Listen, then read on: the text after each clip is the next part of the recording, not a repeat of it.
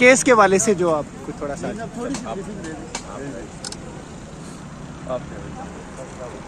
بسم اللہ الرحمن الرحیم. آج سپریم کورٹ میں مبارک ثانی قادیانی کیس میں جہاں پہ سماعت تھی.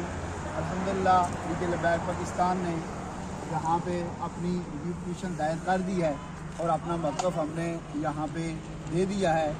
جو نقب زنی کرنے کی کوشش کی ہے چیف جسٹس نے قادیانیوں کے قانون کے بارے میں، انشاءاللہ ہم اسے یہ نہیں کرنے دیں گے.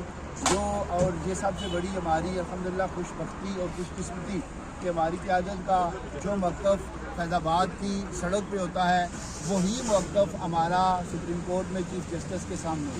کبھی بھی ایسا نہیں ہوا کہ ہم باہر کراؤڈ کے سامنے، آڈینس کے سامنے، عوام کے سامنے اور بات اور آگے اور بات. الحمدللہ یہ تمام کارکنان کے لیے قابل فخر بات ہے کہ آپ کی قیادت جو موقف آپ کے سامنے فیض آباد دیتی ہے وہی موقف ہمارا سپریم کورٹ میں چیف جسٹس کے سامنے. اگلی سماعت کی تاریخ کے حوالے سے ارشاد فرمائیں، اور آپ کی طرف سے وکیل کون پیش ہوا ہے؟